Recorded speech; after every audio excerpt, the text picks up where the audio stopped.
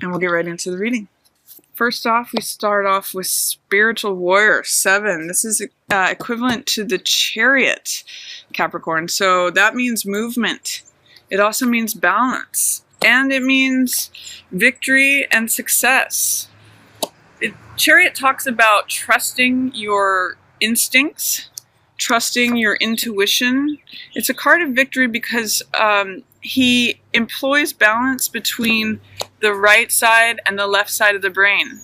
You know, between our logical, analytical side that depends upon mental faculties and reason, the left side of the brain, as well as our irrational self, our wild, passionate, creative, emotional self. And he knows which turn to take because he trusts his instincts. So I'm going to say it could be a real month for you just with this opening of trusting your gut, going in the direction that you feel compelled to go in, achieving victory, crossing the finish line. And it's through balance, through not only having a plan, but also winging it at times, shooting from the hip. He does both equally. And that's why he's able to succeed. He's able to adapt to changing circumstances. So this is a great card. It also means movement or travel. So for some of you, you may be seeing some movement or travel this month. But I really see it as a nice card of success and victory for you, Capricorn. And it looks like any losses. These two are kind of funny together. It looks like any losses that may have been present before are being let go of. You know, you're letting go, you're letting the losses be in the past. This means turning around and accepting the fullness. This card, Three of Cups, is celebration, joy. You know, where water has maybe drained out before, this is Five of Cups and it says loss, it's no longer relevant to you. You're coming out of that feeling of being out in the cold or being at a loss. And what you're experiencing or have the opportunity to experience is this fullness of life. This is celebration, it's joy, it's being supported by friends and family, people of like-minded character. It's being in your tribe, being just experiencing the joy and the fullness of life, having your cup be filled with others. So it's a really good time for celebrations, for parties, for kind of just experiencing the joy of life. Really nice cards here for you, Capricorn. And then I see too, you know, you're releasing any doubt, fear, sadness, disappointment. You know, I like seeing the cards of doubt and loss for you in reverse. It's like you're releasing these things. You're letting them go. If there were any swords that were in your heart causing you heartache or loss or betrayal, disappointment, any of that, you're turning this upside down and saying, you know, I'm letting those swords slide right out of my heart. You're letting, it's sort of like a clearing in any storm. And in the center of this is all the celebration and joy. So Capricorn, there may be some old stories that are kind of like the surrounding characters, but I see them as like fading away. This is really, it's about you feeling fullness and forward movement. So beautiful cards to open June for you. And then as we get to the middle of June, it's so hot out here that my cards are actually bending. It's kind of funny. As we get to the middle of June, I see the Page of Air, and that's the Page of Swords, which means being almost childlike in the way that you think and speak. It can mean being very blunt, and it may require, it's someone who declares their truth. So it's you standing on the top of the hill and saying, this is what's true for me. This is what I believe. And the only sort of caution with this card is that be careful that you're not too blunt with others. That even though you're doing all this forward movement, that you're not saying things that are too blunt, severe, or cutting. Because sometimes Daughter of Air can be like a child running with scissors. It can be a little dangerous. But she does usually hold the sword of the truth, which is actually depicted by a feather here. And it is being in alignment with the truth. It is declaring your truth for everyone to see and standing at the top of a hill and declaring it. It's a card of connection with truth and the freedom that comes with that, Capricorn. So lovely card there. In the middle of the month, I see this Ace of Fire for you, new inspiration. Aces are always new beginnings. So this is Ace of Fire, which is new passion, new joy, new vitality, new inspiration, new optimism. And the Ace of Fire, or Ace of Wands, is the same archetypal image as a baton twirler who's out in front of a parade, the first one out of the gate, or the person who's holding the baton in a race. They're the active element. So this is new passion, something that lights you up. And this is a card of feeling newly invigorated, new vitality. You may want to begin a project when you see this card, or you get an inspiration for something. It's like shooting an arrow in a direction that you want to go in, and it's a real action card. Combined with this, so we have Nine of Water in reverse.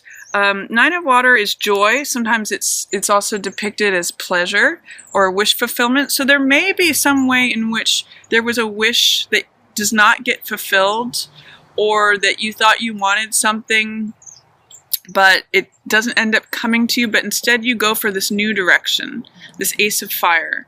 For some of you, sometimes this card can mean overdoing it in terms of food or drink or merriment. It can mean it can be a card of excess, so be careful of not being too excessive, especially during the middle of the month near that full moon.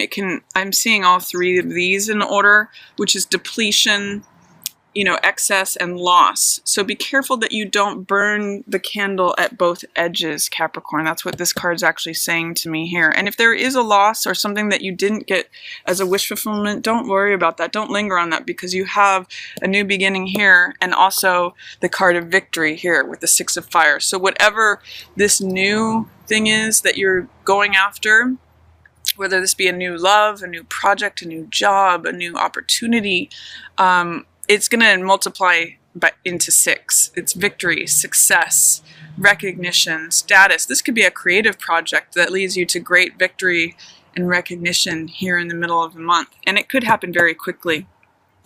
I'm seeing the sun in both of these illuminating that. You might have an aha moment that leads you to a great time of productivity that also leads to recognition.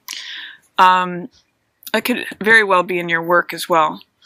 And then underneath the Daughter of Air, I have the Father of Air in reverse. This is usually a air sign, so that could be Gemini, Libra, or Aquarius that figures into the equation somehow. And Father of Air is usually the person who is honest. They're an expert. They're a good counselor.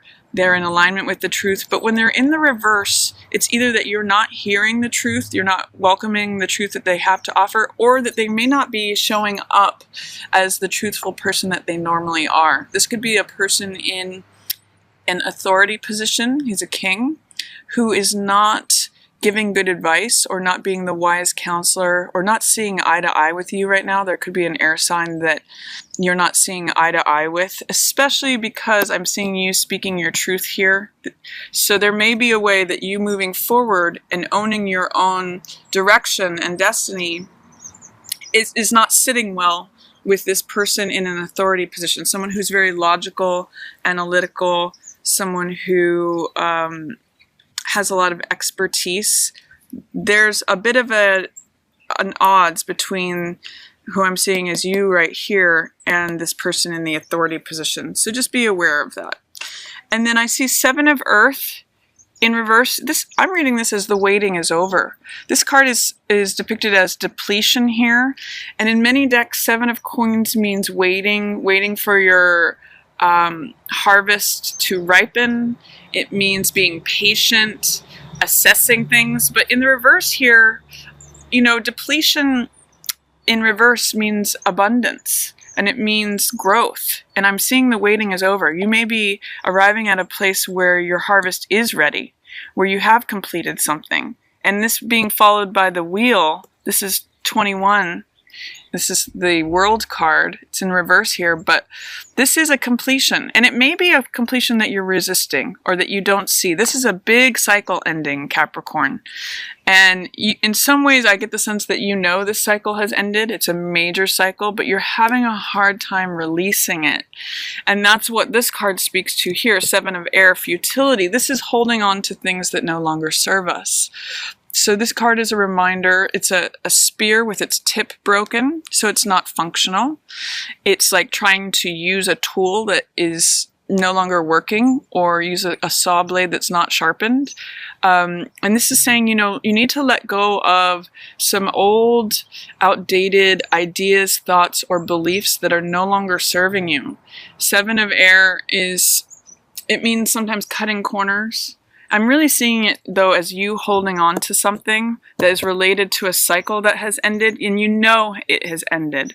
But these thoughts, ideas, and beliefs are just like extra baggage or extra weight that is no longer relevant. So it would really be good for you to sort of let go of that dead weight, because you do have good things coming. You have this new beginning, especially with this Gemini new moon on June 13th. In your 6th house, you may be very productive in terms of your work or your health. You may be feeling vibrant health here in the middle of the month. And then it's time for you to wrap something up and let go of something here towards the end of the month. Full moons are a great time to do that, by the way. And it may be an old part of your identity, Capricorn, that you're needing to let go of. It's no longer a useful tool in your tool belt. And because the full moon is in your 1st house of identity, it may be an old self, an old skin that you need to shed. And it's no coincidence that there's that snake there in the middle of that card. It's like a snake shedding its skin, an old definition of yourself, Capricorn, that you need to shed so that the new you can come out. So that's your reading for June, Capricorn. I hope you enjoyed it. If you did, feel free to give it a thumbs up or share it with another Capricorn who you think might enjoy it.